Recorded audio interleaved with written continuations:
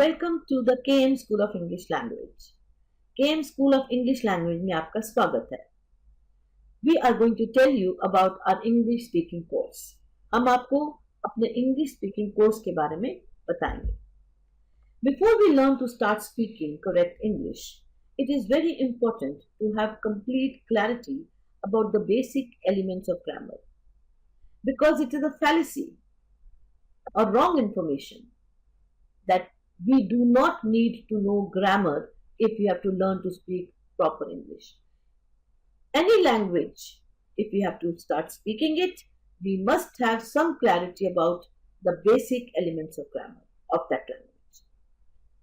So, इससे पहले कि हम सही इंग्लिश बोलना सीखें, ग्रामर के बुनियादी तत्वों के बारे में हमें पूरी स्पष्टता होना बहुत महत्वपूर्ण है, क्योंकि यह गलत फहमी है कि अगर किसी भी लैंग्वेज को बोलना सीखना है तो उसके ग्रामर के बारे में हमें जरूरत नहीं है, मतलब उसके बारे में जानने की नहीं। बहुत महत्वपूर्ण है कि हमको उसके बारे में जानकारी हो। So in this course we will first learn the usage of basic grammar before we start speaking correct English. So only the basic grammar elements we will learn so that we are aware how to use them while speaking correct English.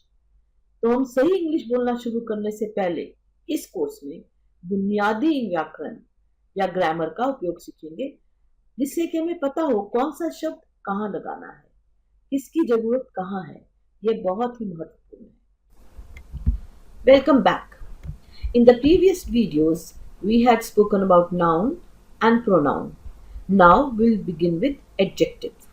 And after adjective, we will also learn about verb, modals, which are also called helping verbs, tenses, subject verb agreement, adverb, articles, preposition, conjunctions, and interjections. I must remind you that this is a very basic knowledge which I am imparting about the various elements of grammar. ये grammar की बहुत ही basic knowledge आपसे मैं साझी कर रही हूँ। Detail में आपको क्लासेस अलग से लेनी पड़ेंगी। We start with adjectives. Adjectives describe nouns and pronouns and add details or information to their quality, quantity or extent. Adjectives को हिंदी में विशेषण कहते हैं। विशेषण संज्ञा और सर्वनाम का वर्णन करते हैं, उनकी गुणवत्ता, मात्रा या सीमा में विवरण या जानकारी जोड़ते हैं। Kinds of adjectives. Today we will talk about proper adjectives. Proper adjectives originate from proper nouns and refer to specific people, places, things or ideas. Key characteristics of proper adjectives. Capitalization. Proper adjectives are always capitalized, just like the proper nouns they come from. That means they begin with a capital letter. Derivation. They are formed by modifying a proper noun, often by adding suffixes like yan, an, is, ish or ik. Modification.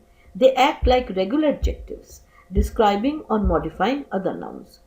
In general, most proper adjectives come from the names of people or places. Proper adjectives are used for conciseness. They allow for shorter, more direct sentences. For example, instead of using the phrase a person from France, the proper adjective a French is used. Clarity. They clearly indicate the origin or association of the noun they modify. For example, people, Elizabethan, Victorian, Napoleonic, Christian, Buddhist, Shakespearean, Edwardian, Maoist, places, Indian, Spanish, American, Japanese, Chinese, Australian, Chilean, Norwegian, Bulgarian, Iraqi, African, European. Proper adjective को व्यक्तिवाचक विशेषण कहते हैं। ये व्यक्तिवाचक संज्ञाओं से उत्पन्न होते हैं और विशिष्ट व्यक्तियों, स्थानों, वस्तुओं या विचारों का संकेत देते हैं। व्यक्तिवाचक विशेषणों की प्रमुख विशेषताएं हैं बड़े अक्षरों में, यानी कि इंग्लिश में व्यक्तिवाचक विशेषण हमेशा बड़े अक्षरों में लिखे जाते हैं, यानी कि जब हम उनको लिखते हैं तो पहला अक्षर हमेशा कैपिटल लेटर होता है, बड़ा बड़ा अक्षर होता है, जैसे कि व्यक्तिवाचक संज्ञाओं से आते हैं। ये में हम इंग्लिश की बात कर रहे हैं। व्युत्पत्ति, ये किसी व्यक्तिवाचक संज्ञा को संशोधित करके अक्सर यन, एन, इज, इश या इक जैसे प्रत्यय जोड़कर बनाए जाते हैं। संशोधन, यह सामान्य विशेषणों की तरह कार्य करते हैं, अन्य संज्ञाओं का वर्णन या संशोधन करते हैं। सामान्यतः अधिकांश व्यक्तिवाचक विशेषण लोगों या स्थानों के नाम से आते हैं। व्यक्तिवाचक विशेषणों का प्रयोग निम्न के लिए किया जाता है। संक्षिप्तता, ये छोटे अधिक प्रत्यक्ष वाक्यों के लिए उपयुक्त होते हैं। उदाहरण के लिए, फ्रांस का एक व्यक्ति वाक्यांश के बजाय व्यक्तिवाचक विशेषण एक फ्रांसीसी का प्रयोग किया जाता है। स्पष्टता, ये जिस संज्ञा को संशोधित करते हैं उसकी उत्पत्ति या संगति को स्पष्ट रूप से इंगित करते हैं। उदाहरण के लिए, लोग, एलिजाबेथन, विक्टोरियन, नेपोलियन, ईसाई, बौद्ध, शेक्सपियरन, माओवादी। स्थान, भारतीय, स्पेनिश, अमेरिकी, जापानी, चीनी, ऑस्ट्रेलियाई, नॉर्वेजियन, बल्गेरियाई, इराकी, अफ्रीकी, यूरोपीय।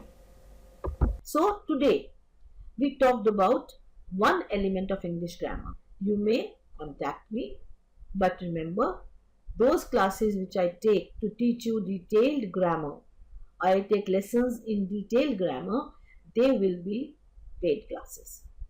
तो आज हमने इंग्लिश ग्रामर यानी कि इंग्लिश व्याकरण का एक एलिमेंट के बारे में बात की, लेकिन हमें यह ध्यान रखना है कि अगर आपको उसके बारे में डिटेल्ड इंफॉर्मेशन चाहिए या आप डिटेल में ग्रामर पढ़ना चाहते हैं तो आप मुझसे संपर्क कर सकते हैं। बस इस बात का ध्यान रखिएगा कि detail grammar classes paid classes होंगी। थैंक यू, धन्यवाद।